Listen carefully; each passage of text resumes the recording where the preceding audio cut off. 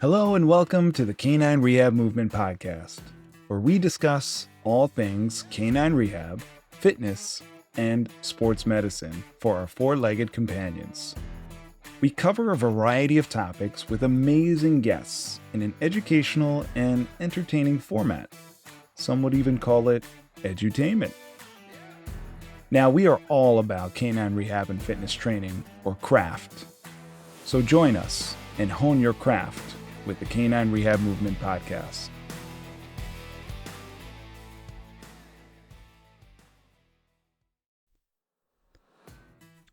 Now, today's episode is sponsored by Zomedica. And at Zomedica, they're committed to meeting the needs of clinical veterinarians and rehab therapists in ways that promote both patient and practice health.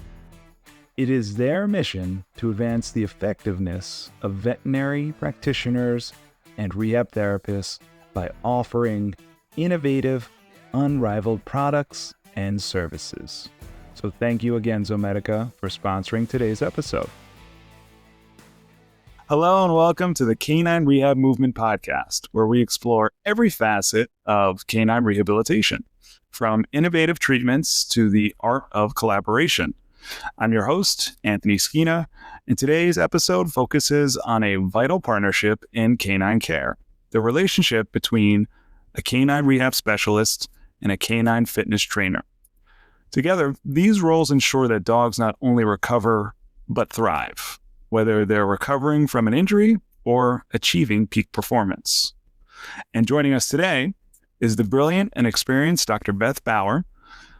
Bauer brings a wealth of knowledge to this conversation with a unique background that combines veterinary medicine, rehabilitation, and active involvement in the dog sports world. Dr. Bauer, it's an honor to have you with us. I appreciate you inviting me, and I'm excited to have a chat today. Yes, this is going to be an interesting topic for sure. But before we dive in, I wanted to share a little bit about your journey here, Dr. Bauer. Okay. So you graduated from UGA in 1995 and began your career in mixed animal practice, working extensively with horses and lameness issues. I think what you were telling me before is that this early experience sparked your love for fitness and rehabilitation.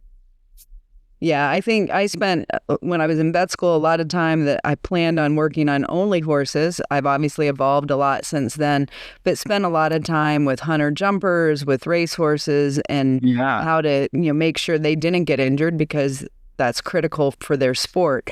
And then I have always played with dogs myself and done a lot of obedience and agility. And it just lended itself to, we really need to do a better job on the dog side of it. And so I've been able to really incorporate that into my own animals.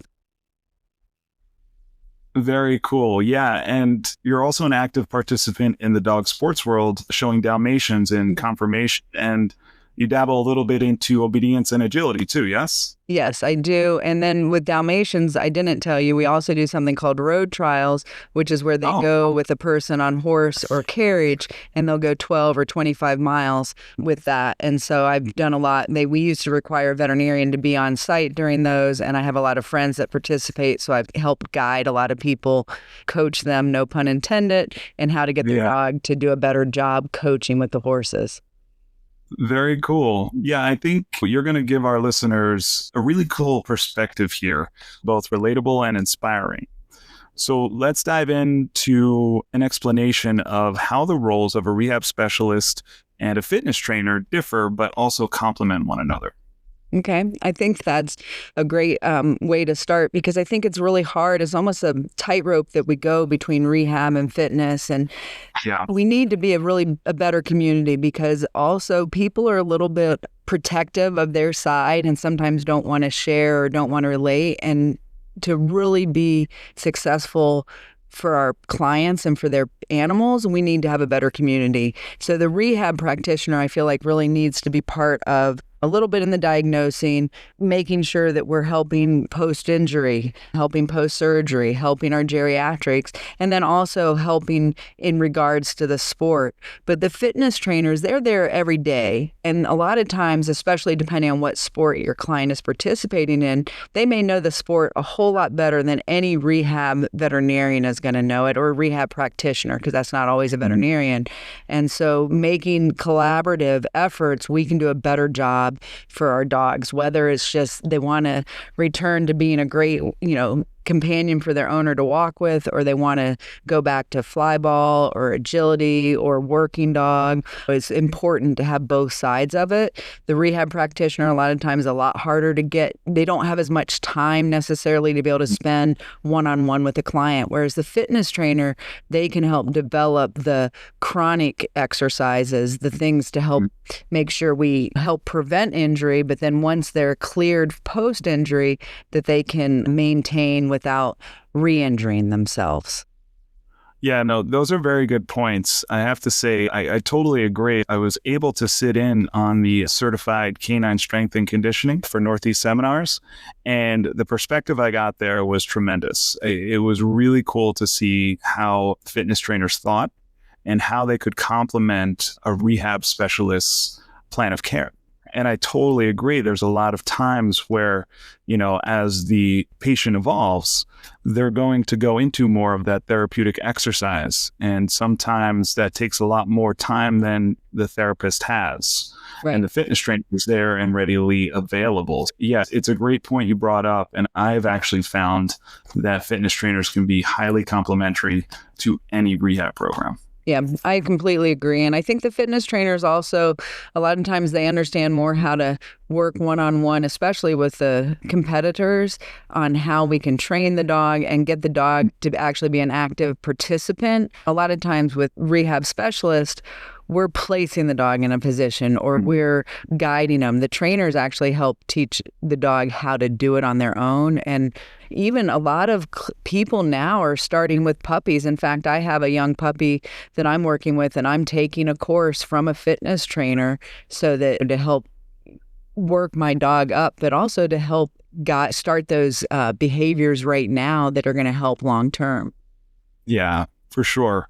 That kind of sets the stage where let's talk about the collaboration. So what does an effective partnership between a rehab specialist and a fitness trainer really look like? And I think it's ever evolving, and I don't know that I have the perfect answer right now, but I think it's being able to communicate. A lot of times on my side, it's I get emails and I respond to an email. Or when I have a dog that's come through a rehab program and the owners, I really want to return to sport. I can say, I think you're ready for sport, but you need some ongoing. And I can give them a list of people in our area and then say, these are the exercises that I think you're okay for or not okay for. I've had some really great fitness trainers in my area that when they know we're working together, they'll send me a list of their exercises. Is this okay? Is this not okay? And it's really fun because it helps me see what are different people doing, because as we mature in our experience, I think when you first graduate from veterinary school or into any career, you think, I know everything. Now that I've been doing it for as long as I have, I realize the world is out there and there's so much I don't know. So every time I can talk to a fitness trainer or get an email from them, I can learn something so it can help me the next time. And also, I think for a lot of people, when they go to their regular veterinarians, there's a lot of veterinarians, as you're aware, that they don't see a lot of true lamenesses. They don't see these dogs that are in sport. And sometimes I've even had a few cases where maybe the animal was uncomfortable and the vet didn't really appreciate it, but the trainer did because they saw a change in their response to movement or gait or how they were sitting, their posture changed. And so it can really be enlightening, especially when they have a relationship with that owner. And Definitely. Yeah, no, it's a really good point. And not only does a fitness trainer really know how to get the dog doing certain exercises, but they're also teaching the pet parent, right? The client too,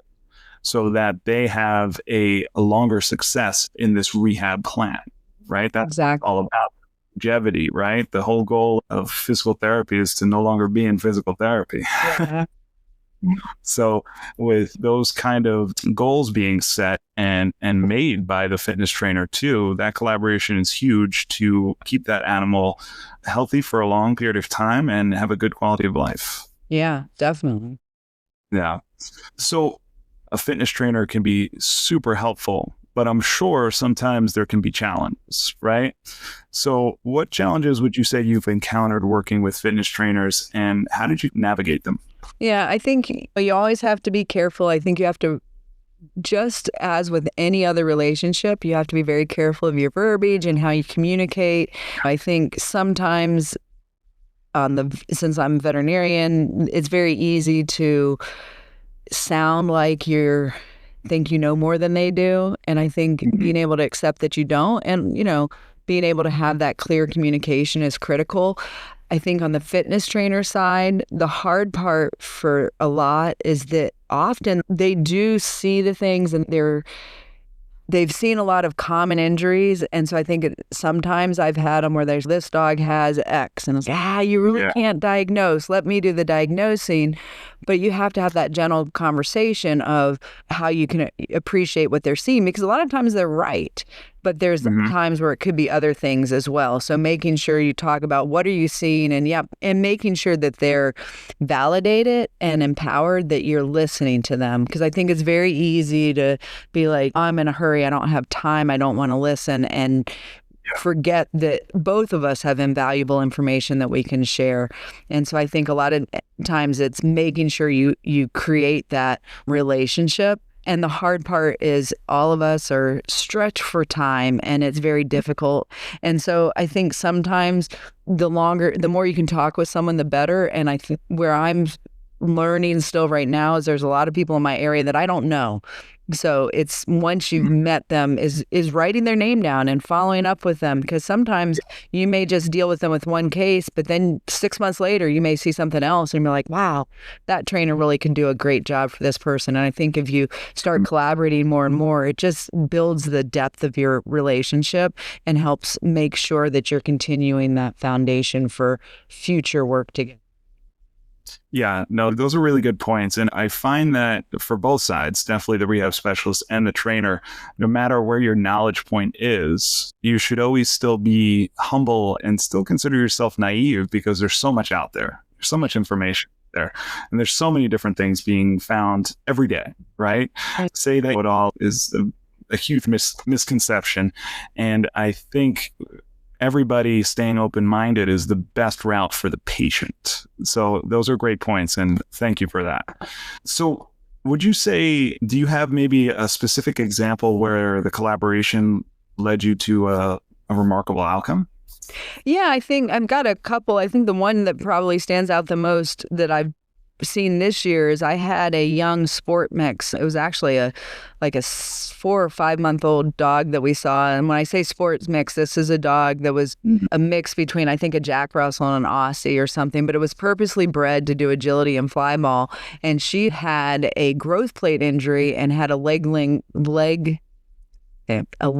deformity causing early closure, and had surgery to help so that there wasn't a discrepancy in her two legs, her front legs being different lengths. So when she came to us, it was post-surgery, and the owner was it was obviously sad. This was the dog she had kept from this litter and was going to be her next big dog, competing dog. And we did a lot of rehab. We worked with her for several months, going through her post-surgery, with following her with radiographs and measuring the legs. And when we released her, she immediately started back on her regular fitness journey. She had a long-term relationship with a fitness trainer not too far away. And I have not been able to keep in touch directly with the owner. But what was really exciting is a friend of mine was competing recently and said, hey, isn't this the dog you used to rehab? She's now winning and really top of her game at this competition. And so it was really amazing to see that she had a relationship with a fitness trainer that I was familiar with.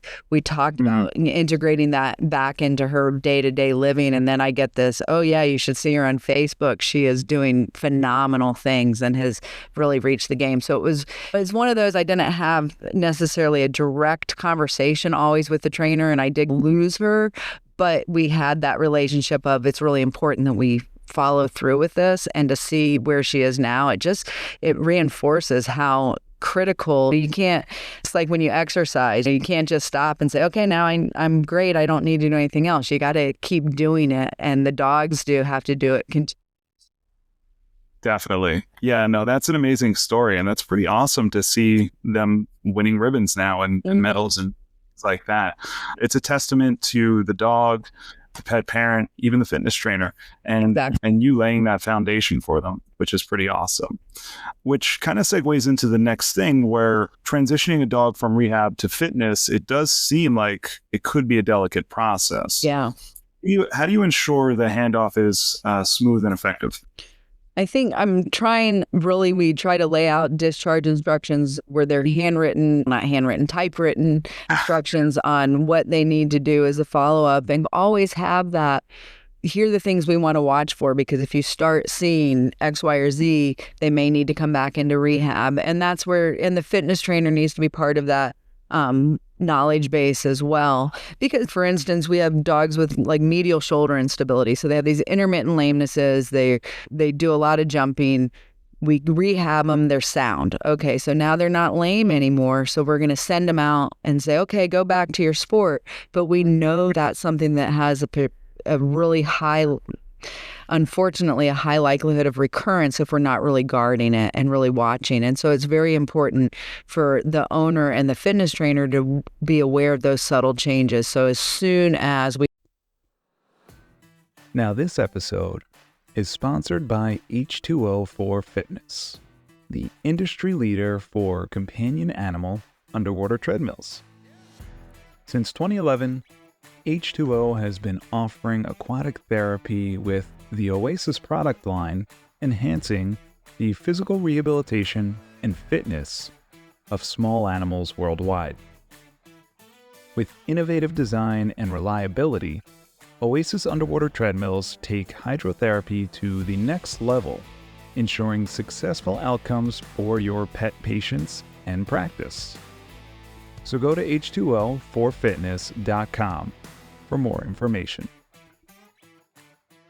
We start seeing things, we can either back off and go back into rehab, or at least have the conversation of, okay, this is what we need to do to prevent worsening that disease and stopping it.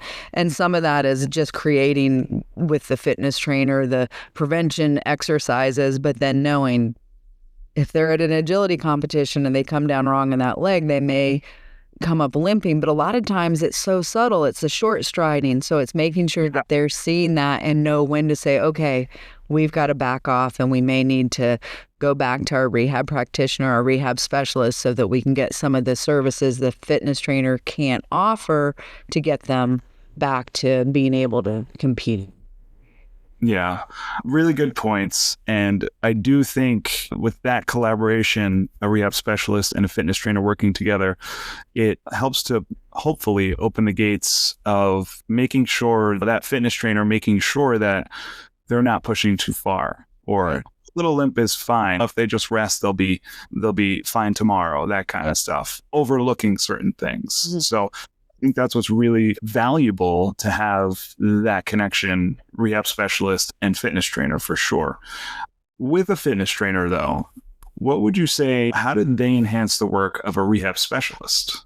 I think there's a lot of ways they can, because there's a lot of things as a rehab specialist, we're limited in the types of exercises we do. And it's very easy to pigeonhole ourselves or put those blinders on and be like, these are the exercises we do.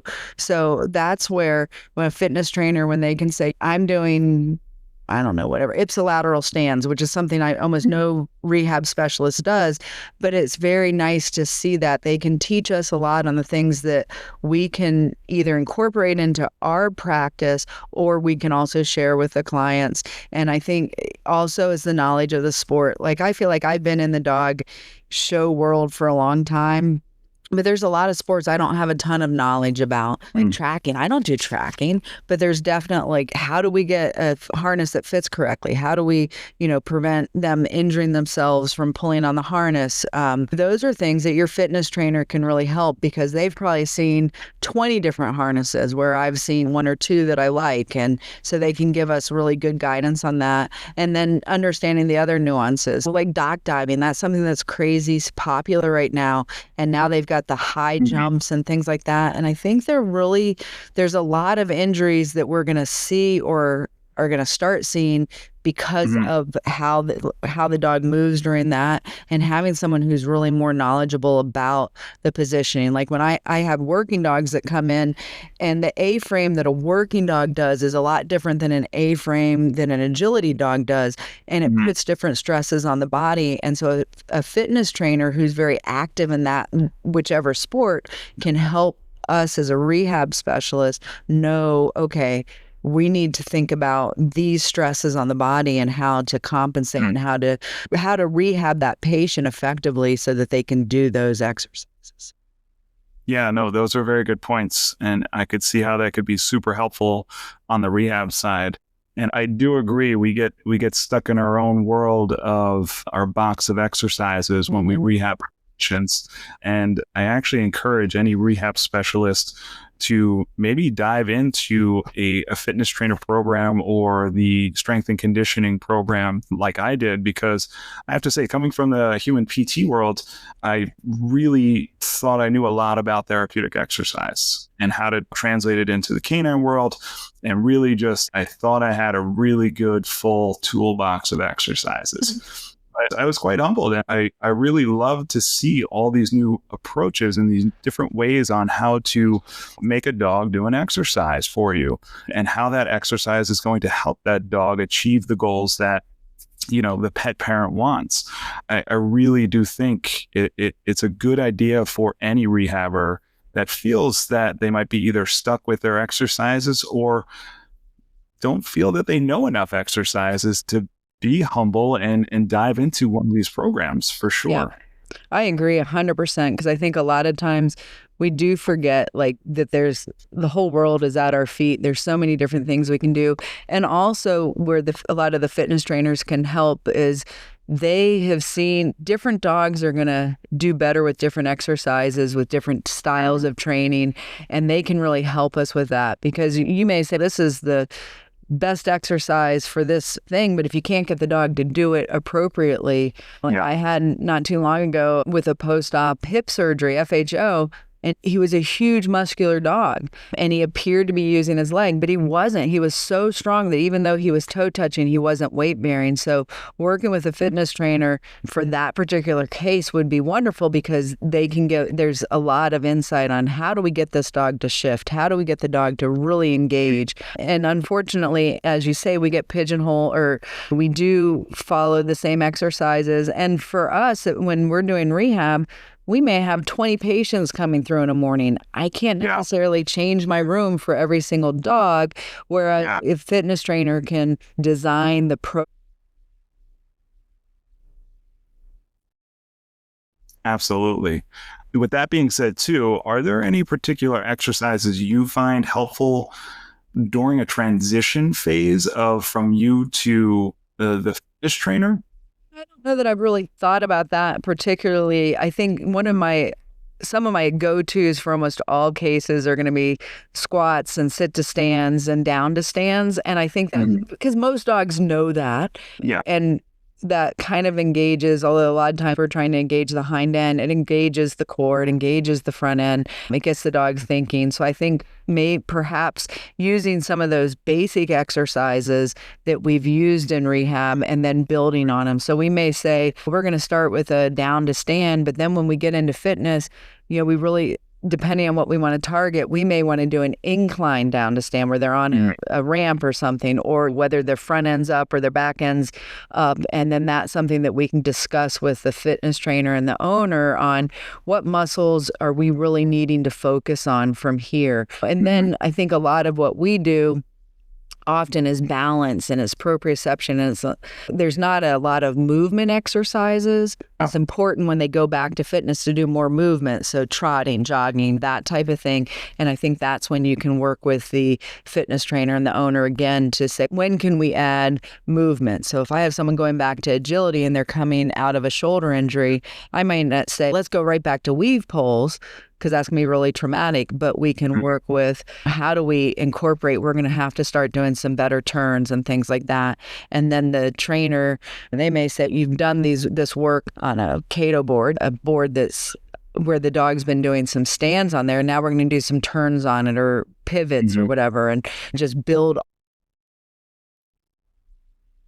Yeah, no, it's really good points there. And I know for myself, what I try to do is I use a lot of stop stations and sometimes mini obstacle courses. But yeah, I totally agree. We don't get into that full movement that I think a fitness trainer would be able to get that dog to. Yeah. So I think for me, like hitting those points, that would be a really good transition to that. We do a lot of obstacle courses too. And one exercise I probably don't use nearly enough is crawling and bow. And I think that's something that a lot of times a fitness trainer is going to have a lot better chance of being able to do. And a lot of times that really does engage a lot for the dogs, both mentally and physically. And that's where we just don't have the time, because a lot of times for us, if the dog doesn't already know how to do something, we're not going to train them to crawl. We don't have the time to do that, but that's a great.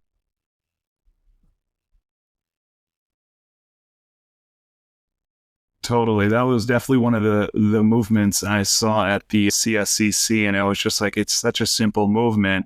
And it's like, why don't I incorporate this? Why don't I think of, sometimes we can just get so linear in our exercises. Because like you said, it could be days where we have quite the caseload.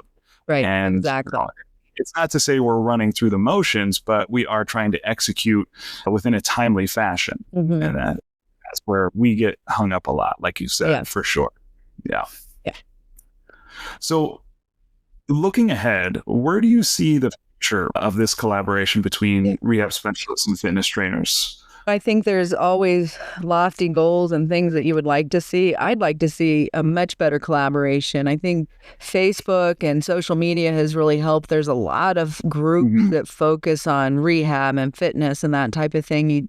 I think having more integration, though, as opposed to, because a lot of these groups are rehab specialist is here and fitness specialist is over here. We need some that are both. And I think we need to figure out a way to have a common area where we can start introducing one to the other. And maybe it's even down the road in the rehab courses we have where a fitness trainer will come and be part of it. Northeast Seminars is great. They have a rehab course. They have a fitness course, but they don't always cross over. So finding the crossover point, and hopefully they have there's not a lot of rehab events. Like they just had the international rehab thing in South Africa. A whole lot. Not many of us went, but a lot of fitness trainers don't go to that. So how can we get these groups together? And maybe it's at training conventions, maybe it's elsewhere. But I do think having a way to make the community stronger and to have a common area where we can talk to one another and learn from one another and teach, not saying I think I work more with fitness people because of my experience through having performance dogs and showing dogs, but a lot of rehab specialists, they don't have that common ground. And so how can we encourage that? Because I think it would do nothing but improve our abilities to help the pet parent and the pets and the dogs, and just get everybody working. Yeah, no, totally. And to go back to that collaboration in the programs, I do think it'd be super cool in the rehab sector to have a therapeutic section where a fitness trainer is collaborating in that course. I think it'd be really awesome. And vice versa, in a fitness trainer's program, maybe a rehab specialist steps in too to talk about collaboration and open some minds just on both sides. I think that would be huge for sure. And yeah, we got to find the right people to open up a conference that's both rehab and fitness. Yeah, that would be awesome. That would be awesome. I think it would bring a lot of people together, and two communities would start splicing together. I've just gone through a big political thing. I had to work on both sides of the aisle. Oh, yeah. I think that Ain't that the truth? it's easy for us to be like, as a fitness, so we talk about crazy dog show people, and I'm one of them, so I can talk about them. But it's easy to be snooty and be like, oh, I'm in this and you're in that. But we're in it together, and Totally. we all need to advocate for the dogs and for the people, because there's a lot of people who have dogs who want to do things. So they start doing dock diving, they start doing agility. We see a lot of out of shape dogs doing agility. And so that's where a fitness trainer can really help say, hey, let's guide. And then if we had some rehab people to work, the sky's the limit on how much we can do as a group. Oh, totally. I agree. And it also opened my eyes to possibly have a collaboration in which a fitness trainer would be working alongside of me. As I was in this CSCC program, I was just like, man, I could really use a fitness trainer just in-house too, because then he could just keep it moving and really help expedite that client's goal for their dog. And yeah, it's so true. And there's so many people out there that want to find new ways to bond with their dogs, and they're getting into these sports, but sometimes they're going 0 to 100. Right. And these dogs are either overweight or maybe a little older, and their previous lifestyle wasn't so active. Dogs are going 0 to 100, and their bodies can't always adapt that quickly. So yeah, with rehab and the fitness trainers helping to dial that back and ready that canine's body for that actual activity is something that I think should be brought up, made aware, and really taught to people for sure. Right. Yeah. I completely agree. And I'll be honest, I actually have a fitness trainer that works at my practice.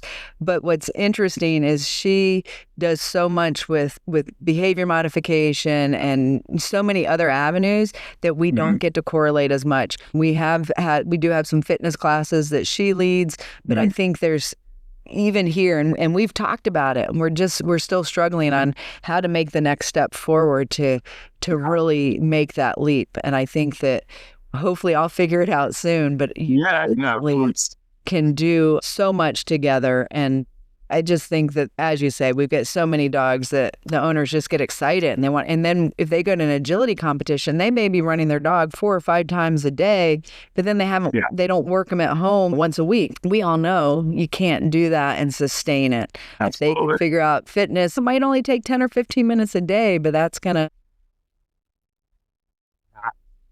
Absolutely. And to your point before, I think it's great that at least you guys are talking about it, and having that fitness trainer in-house, I feel like is such a benefit, because you know what? As much as you might not collaborate, you still have that benefit of, let me pick their brain, or they come over to you and let me pick your brain. And it's very easy. It can be very seamless. It's not a phone call and I'll get back to you kind of situation, or send me an email and when I read it, I'll get back to you. Sometimes you can have that live interaction and maybe fix a problem in real time. So yeah, I really encourage rehab specialists and fitness trainers to start connecting and start really getting into that collaboration, and maybe even get into the same facility and working together. But before we close, what advice would you give to a rehab specialist and fitness trainer who are looking to strengthen their collaboration? I think the advice I would give is the same I would give to someone trying to have a better friendship or any professional relationship is be open. Realize there's a lot to learn from both sides. Make sure you don't go in with a closed-minded. Go in open-minded. Be ready to talk. Be ready to flex. Be ready to really take what they have to say. And I think one of the things, all of us are very busy, and it's very easy to jump to conclusions and not be a good listener. I'm very prone to that. Like, I try to jump in the middle of the sentence. When you go and are working with them, just remind yourself, just listen to what they have to say, listen to what they're going to show you, because you are going to gain so much from it. And really then once you get that relationship, foster it. It's not one and done. You have the conversation, introduce yourself, but keep it open. Make sure if you have a case that you think they can help you with, reach out to them, because it's so easy to just follow this straight path and forget. Let's go down the path less traveled and make sure that we're really collaborating and advocating for our patients so that they can reach the end goal, because sometimes we can't do it by ourselves. We definitely have to do it as a collaboration. I've said that over and over, but I think. Yeah, I totally agree. The open-mindedness, the listening, the fostering, the nurturing, like that all has to happen in order to have that really strong collaboration. And that was just great advice. And I just want to thank you so much for sharing your insights and your experiences with us today. And it was great to have you on. Yeah, I enjoyed it.